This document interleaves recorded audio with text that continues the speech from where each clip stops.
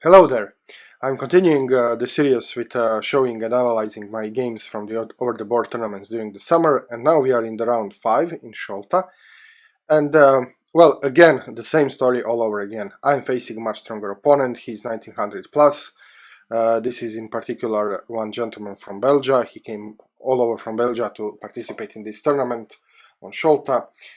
So yeah, I'm facing a stronger opponent. I play really well. I play well in the openings. I play well in the middle game. I got to the better position. The engine evaluation at one point was something like plus 3 point something. So I basically, well, according to the engine, I was in the completely winning position. And then I make one blunder, and then I make one calculation error, and I just lose the game. So same story all over again, and same story all over again, and this is why I titled this video Deja Vu, because this is really Deja Vu. Every time I got to the 1900 plus player, I got a better position and then I lose. Okay, let me show you the game. I think this will be a brief video. There is nothing much to show here, at least analysis wise. It's pretty simple. So I opened the game with e4. He went from the French defense e6.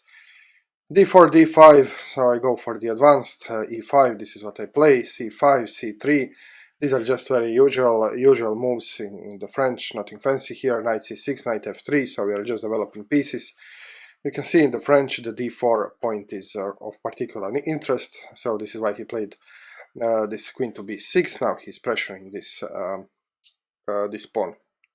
It's attacked 3 times, it's defended 2 times, so I have to do something.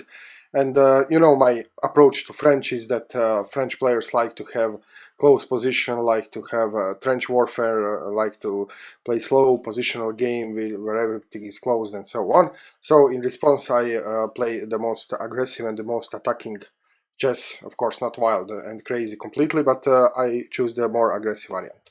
And the most aggressive move here is bishop d3. So I'm putting my bishop in the attack formation, and you know, this is this famous tactic: if he takes with his queen, then I have this discovered check. I talked about this several times on this channel, so he cannot take the pawn anyway, but he can do some other stuff. He played f6 here. This is not the response I see very often, so you can say that at this point I'm out of the book. Now I just play chess. So I took the pawn here. I thought, okay, let's get rid of this guy right away. He took with the knight, of course, developing. I castle. He played bishop e7, preparing for to castle himself. And okay, now it was time for decision. I was thinking that maybe this is a good move, because if he takes with the queen, then I can develop my bishop with tempo, and also I get rid of this d4, which is, I mean, after he castles I don't have this discovered check anymore, so this d4 could be a problematic pawn.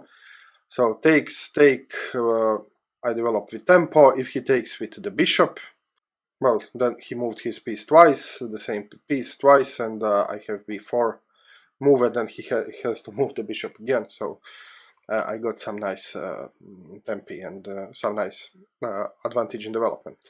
So I took the pawn, he took with the queen, I developed my my bishop, and he now retreated the queen to d6, and then I can see that this becomes an option, e5. So this is what I didn't see here. So here when I took, I didn't see that after all these moves his queen will land on d6, and then he'll have e5, so I have to leave with e5 now. But okay, it's not so bad, d6. And now again I have to face some choices. I didn't like the prospect of him jumping to g4, and then he's threatening my bishop. And yeah, he could have some play here, so I just played h3. I thought, okay, I white, I'm better developed. h3 is a useful move. I also give my knight escape square, and I control this g4, which, well, later on, after he plays e5, his bishop and knight would control g4, so I thought this was just a useful move. He played e5. Okay, and now the threat is just to win a piece, to fork my both pieces, so I retreated. he castled. Now this knight is still undeveloped, so I developed my knight. And yeah, he now played h6, probably for the same reason, controlling g5. And here I saw a nice spot, so a nice juicy square. So this square g6, you can see whenever you play a pawn move, there is a hole which is left behind, especially since there is no f pawn. So as soon as he played the h6, I saw this nice hole on f6, and you can see that this hole also makes some forks. Also f5 is a hole here. I mean, not strictly speaking the hole, because he can control it with a pawn, but it's also a nice square by which I can make some forks. Okay, it is currently controlled by the bishop, but so my bishop is also controlling it. So this is why I played knight to h4, and now I have some good options. He played e4 here. Okay, just advancing. I mean, this move will prove very useful in the end of the game, as you will see. And now I just landed my knight here on g6, and I'm forking rook and bishop. Rook to e8, and now this bishop is his good bishop, let's say, because his pawns are on the light squares here, kind of fixed. So this is his good bishop, so I can take with this bishop with check if I want.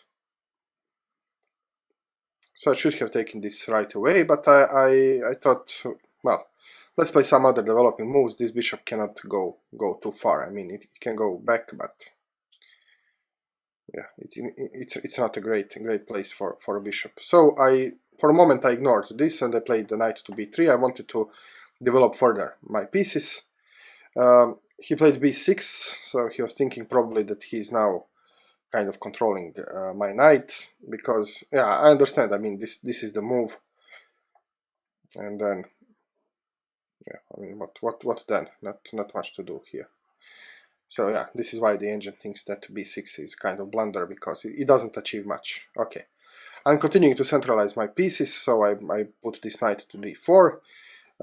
Yeah, he now takes the knight. I take the knight back with my bishop, so you can see that my bishop are now nicely placed. Okay, this bishop is kind of blocked. So yeah, it should be I should be thinking about how to activate this bishop. But this bishop is now very active, and you can see that this dark square bishop will soon go away, and I will have the unopposed dark square bishop on a nice spot. Bishop to f5 now, and okay, let me just check the evaluation. I just turned the engine on for a brief moment. Plus 1.3. Okay. So you can see I have a steady advantage. I mean, even without the engine, you can see that this is the case, because yeah, he does have these two central pawns, but you can see that I'm better developed. My pieces are more active, and yeah, his king is more exposed. So I should have some slight advantage here. So finally, now I took this bishop with a check. He took back with the queen, and now the evaluation is plus 3.0. So yeah, at this moment now I just turned on the engine. So at this moment the engine says that this is a completely winning position for white.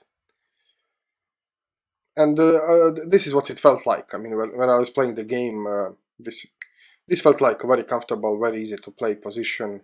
I mean, I have my position under control. I just need to keep improving my pieces, and everything should be fine. But okay, now I'm bringing my queen closer to the game. So you know that the final goal of development is to connect to the rooks. So I need to move this queen away. So I move the queen here, and maybe I'm thinking maybe I'll put it on the dark square later on, because he has light square bishop. I can put my queen on the dark square and maybe make some threats. Okay, so this is just a developing move. Queen to f7. I wasn't sure what he was thinking. I thought that he did this to guard over d5, because my obvious next move is d1, rook to d1, trying to target this backward pawn. You can see that if you look at his position, this is his weakest spot is this d5 pawn, which is backward. So I thought that this was the intention of the move, and I play rook a to d1. But his intention was in fact to launch a kingside attack, so here he played queen to g6. Okay, and now I started to panic, because suddenly I'm under attack. And I didn't expect, I mean, so far everything looked so calm, everything is under control, I have my pieces developed, I have bishop pair. Okay, I have everything, my king is secure, even the engine says +3, of course I didn't know this in the game, but I had the feeling that I am everything is under control. And now suddenly panic mode, so suddenly I'm under attack, so the threat is to take this pawn and then to checkmate. So suddenly I have a threat of mate in 2. Or if he takes this pawn, if I block, then he'll take my rook. So suddenly it gets uncomfortable here. So I have to think about how to defend. And okay, I did find a logical move. I mean, this is what is played, queen to e3. I'm now just controlling this pawn, and also I can just exchange queens and stop the attack altogether. Okay, and he played knight to h5. And now this is the blunder. I mean, I made the blunder here. I was calculating a lot what are his real threats, so what can he do. I mean, I was really thinking about his next moves, his next ideas, and how to stop them. And at some point I got, I just overthought the position, and I guess I was tired of all the calculations, and I just said, oh, wait a minute, but I have the fork, so I can play g4 and win a piece. And I was just calculating that can he move these pieces in a way which could hurt me. And I thought, no, he can't, and I play g4. And now my advantage is completely gone. So, in fact, now I'm losing. So let's just see the engine. So here is plus 1.7, and after this g4 is minus 4.3. So now this is just a losing blunder. And now you will see why. So first of all, this pawn is pinned. I mean, the obvious thing, which I forgot. I mean, I knew that G pawn was pinned because I knew that this was a threat before, but somehow I just forgot.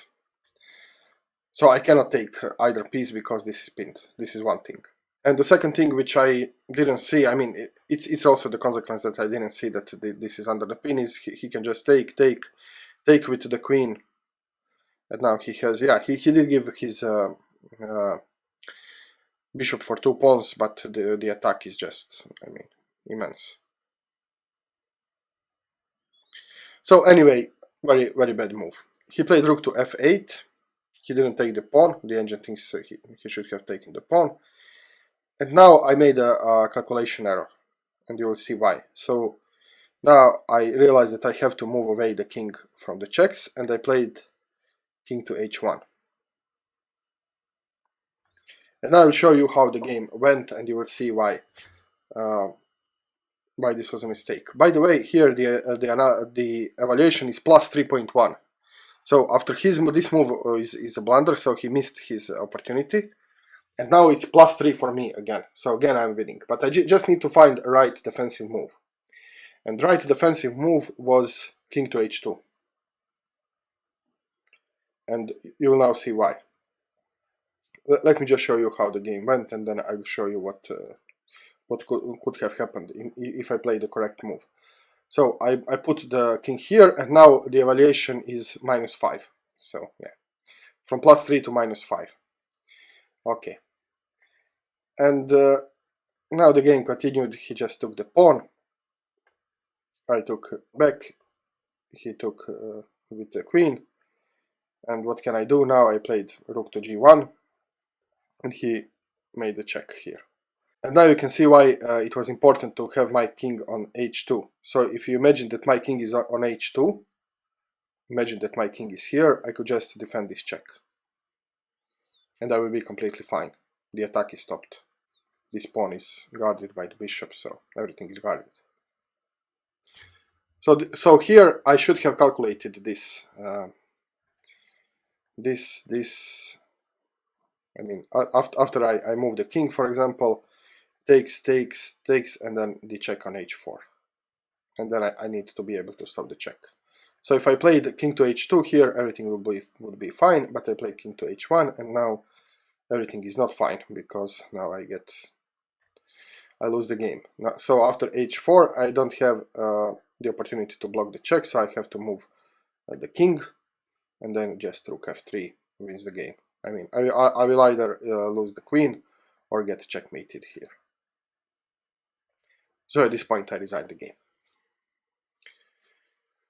Okay, so this was it. I mean, yeah, I had everything under control. I played well. I played opening well. I played middle game well. I got to the position in which I have +3.